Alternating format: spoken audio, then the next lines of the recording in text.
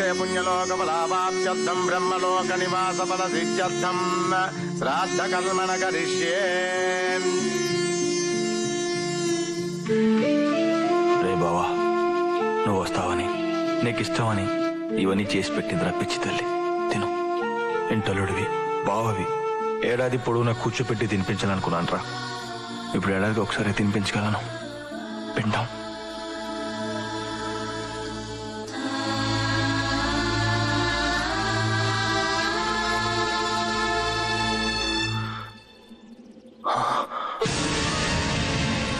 నువ్వు ఇక్కడేం చేస్తున్నావు? నువ్వు ఇక్కడేం వచ్చావు? ఎలా జరిగింది? జ్యోతి చెప్పొద్దు, జ్యోతి చెప్పొద్దు ప్లీజ్. ఎలా జరిగింది బాబా? ఎలా జరిగింది బాబా? అమ్మాయి గారు చంపేశాడు. మీ బావను కూడా చంపేశాడా?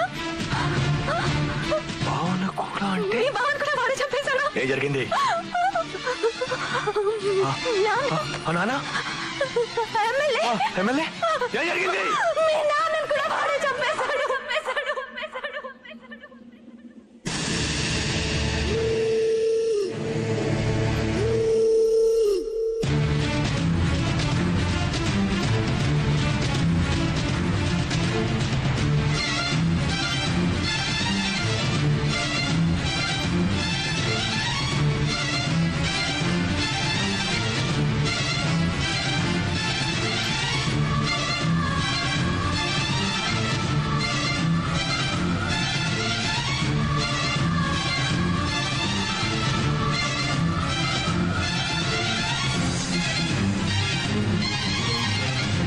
నీకు అసలే కోపం ఎక్కువ.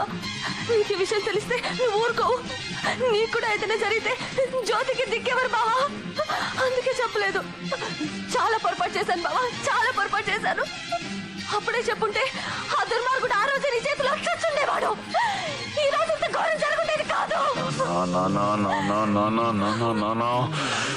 నా గుడ్డి చెల్లి బాధ్యత నాకు చెప్పావు నాన్న. ఏం చేయలేకపోతున్నాను నాన్న, ఏం చేయలేకపోతున్నాను.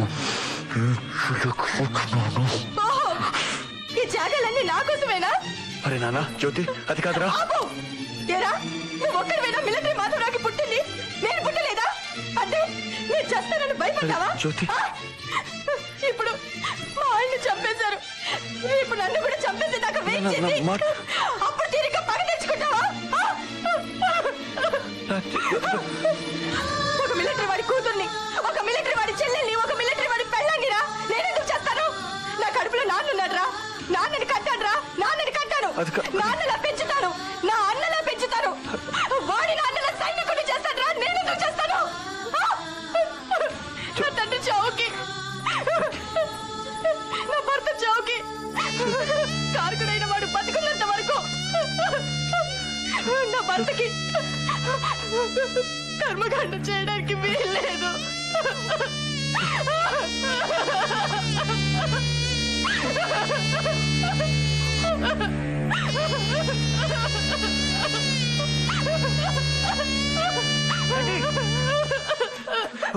ఆ ఎమ్మెల్యే మనుషులు మీ నాన్నగారి సంబంధాన్ని కోలుకొట్టేస్తున్నారా?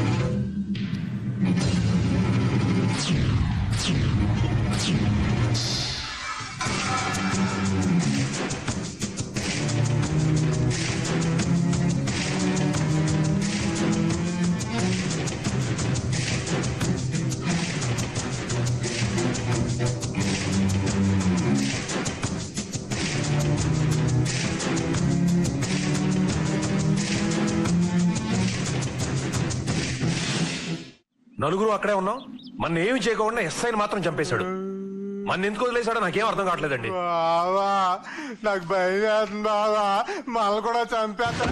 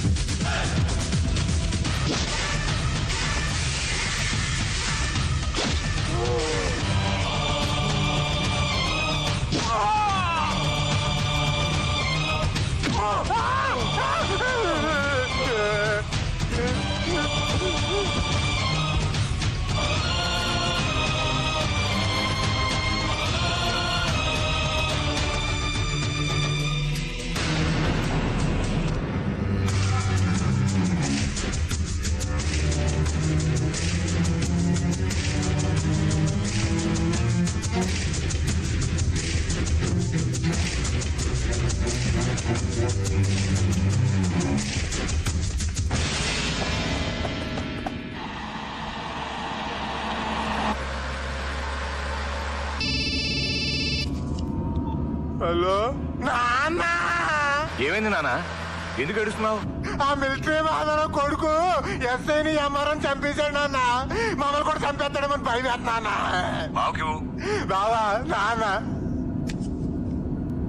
హలో అల్లుడు గారు, ఆ చంటిగాడిని మర్డర్ కేసులో ఇరికించి ఎన్కౌంటర్ చేయించేద్దాం.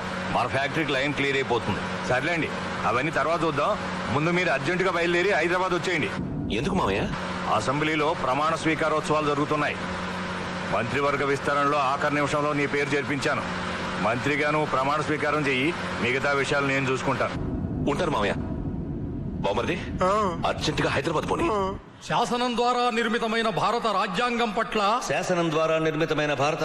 పట్ల నిజమైన విశ్వాసం విధేయత చూపుతానని భారతదేశ సార్వభౌమాధికారాన్ని సమగ్రతను కాపాడుతానని ఆంధ్రప్రదేశ్ రాష్ట్ర మంత్రిగా నా కర్తవ్యాలను శ్రద్ధతో అంతఃకరణ శుద్ధితో నిర్వహిస్తానని భయం కాని పక్షపాతం కాని రాగద్వేషాలు కాని లేకుండా రాజ్యాంగాన్ని శాసనాలను అనుసరించి ప్రజలందరికీ న్యాయం చేకూరుస్తానని హలో హీరో, ఎమ్మెల్యే కాదు హీరో, ఇప్పుడు నేను మినిస్టర్ని.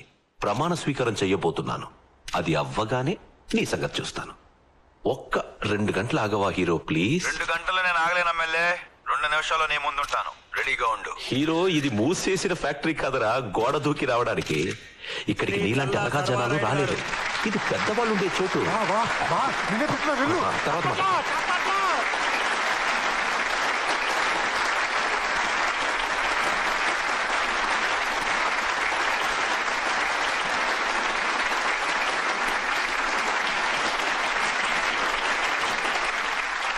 చల్లా సర్వారాయుడు అనే నేను చల్లా సర్వారాయుడు అనే నేను శాసనం ద్వారా నిర్మితమైన భారత రాజ్యాంగం పట్ల నిజమైన విశ్వాసం విధేయత చూపుతానని భారతదేశ సార్వభౌమాధికారాన్ని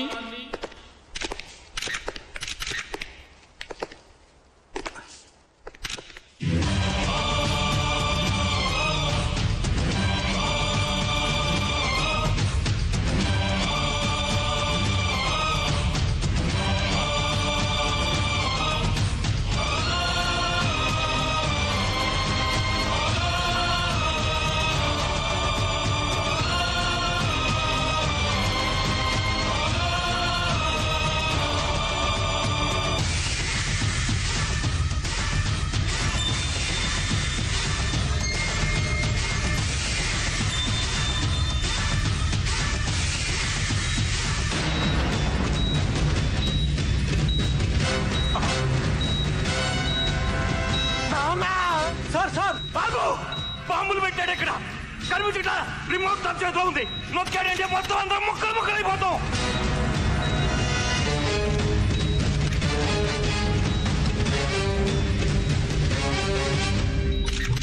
నా పేరు చంటి. నేను మిలిటరీ మాధవరావు కొడుకుని. మా నాన్న ప్రజల కోసం బ్రతికాడు, దేశం కోసం బ్రతికాడు, గుండాకి చచ్చిపోయాడు. అబద్ధం చంపేశారు. నా పేరు శేషారావు, మినిస్టర్ని. ఇప్పుడు ప్రమాణ స్వీకారం చేస్తున్న అతను సర్వారాయుడు, నా అల్లుడు. తను చంటి వాళ్ళ నాన్నగారిని చంపేశాడు, వాళ్ళ బావగారిని కూడా చంపేసి వాళ్ళ చెల్లెలి జీవితాన్ని నాశనం చేశాడు, వాళ్ళ పొలాన్ని స్వాధీనం చేసుకుపోయాడు.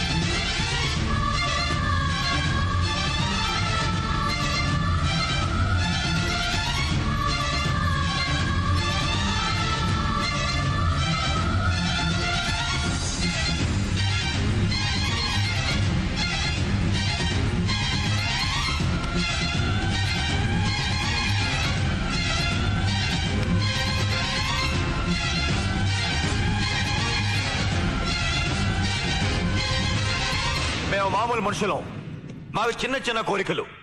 మీలాంటి రాజకీయ నాయకుల్లా దేశాన్ని మింగేలేని ఆశలు లేవు మాకు. అందుకే మీకు ఓట్లేసి మిమ్మల్ని నాయకులు చేశాం. కానీ మీరు మాత్రం మమ్మల్ని చంపేస్తున్నారా? మా చావుల్ని బ్రతుకుల్ని కాగితాల మీద అంకిల్ చేశారా? మేము మనుషుల కింద కనబడలేదురా మీకు? వీళ్ళు మా కుటుంబాన్ని సర్వనాశనం చేసేశారు. వీళ్ళు మా నాన్న చంపినట్టే నేను కూడా వీళ్ళు చంపేవచ్చు, కానీ అది హత్య అవుతుంది. ఏ రాజకీయ బలం చూసుకొని మీరు మా జీవితాలతో ఆడుకుంటున్నారో అదే రాజకీయ బల సమక్షంలో వీళ్ళు చంపడానికి ఇక్కడ దాకా తీసుకొచ్చాను. కాదంటే అక్కడే చంపేసేవాడిని. ఏంట్రా మీ పొలిటీషియన్స్ బలం? మొత్తం దేశం అంతా లెక్క పెడితే ఎంతమంది ఉంటారా? 10,000, 20,000, 30,000? మేము కొన్ని లక్షల సైనికులు ఉన్నాం. అక్కడ మంచు కొండల మీద కూర్చొని దేశం బయట వైపు గురిపెట్టిన తుపాకీలు ఒక్కసారి మీలాంటి నాయకుల మీద గురిపెడితే మీ రాక్షస రాజ్యం ఉండదు, రామరాజ్యం ఉంటుంది. మీ 10,000 మందిని నాయకులుగా ఎన్నుకున్న 100 కోట్ల మంది భారతీయులు ఒక్కసారి కన్ను ఎర్ర చేస్తే చాలు మాడి మసైపోతారు. ఏంట్రా మీరు రౌడీలా, గూండాలా, పవర్ఫుల్ లీడర్స్? మనుషులు ఎలా చంపాలో సైంటిఫిక్ గా ట్రైనింగ్ అయ్యాను, నేర్చుకున్నాను. నేను తలుచుకుంటే మీలాంటి రాజకీయ నాయకుల్ని పిచ్చి కుక్కలు కాల్చినట్టు కాల్చి పారేయగలను. తమ్ముడు, ఒక్క నిమిషం ఆగు. నీ ఆవేశంలో న్యాయం ఉంది. వీడు పరమ నీచుడు, నేను కాదనడం లేదు. కానీ వీడొక్కడి గురించి మొత్తం రాజకీయ నాయకులంతా దుర్మార్గులు అనుకోవద్దు తమ్ముడు. మేము కూడా మీ నాన్నగారులాగే ప్రజలకు సేవ చేయడానికే రాజకీయాల్లోకి వచ్చాం. చట్టంలో ఉండే లొసుగులు అడ్డం పెట్టుకుని వీడిలాంటి రౌడీలు, గోండాలు, నేరస్తులు 100కొక్కడో 1000కొక్కడో రాజకీయాల్లోకి వస్తున్న మాట వాస్తవం, పచ్చి నిజం. అసెంబ్లీలో ఇంతకాలం వీడి పక్కన కూర్చున్నందుకు సిగ్గుపడుతున్నాను. తమ్ముడు, ఒక ఎమ్మెల్యేగా నిన్ను నేను సమర్థించలేకపోవచ్చు, కానీ ఒక ఆడదానిగా, ఒక మనిషిగా, ఒక భారతీయురాలిగా నిన్ను నేను సమర్థిస్తున్నాను. వీణ్ణి నేను చంపమని చెప్పడం లేదు. ఒకవేళ వీణ్ణి నువ్వు చంపితే మాత్రం అది హత్య కాదు, శిక్ష అని వ్యక్తిగతంగా నేను సమర్థిస్తున్నాను తమ్ముడు. నేను సమర్థిస్తున్నాను.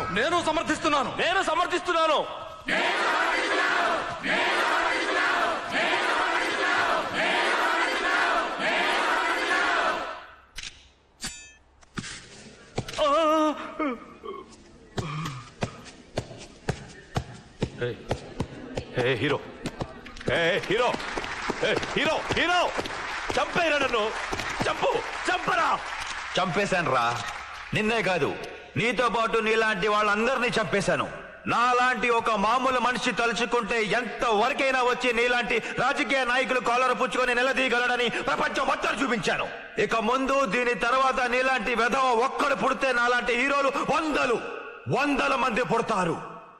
భవిష్యత్తులో నీలాంటి దొంగలకి, హంతకులకి, నేరస్తులకి రాజకీయాల్లో స్థానం లేదు ఉండదు.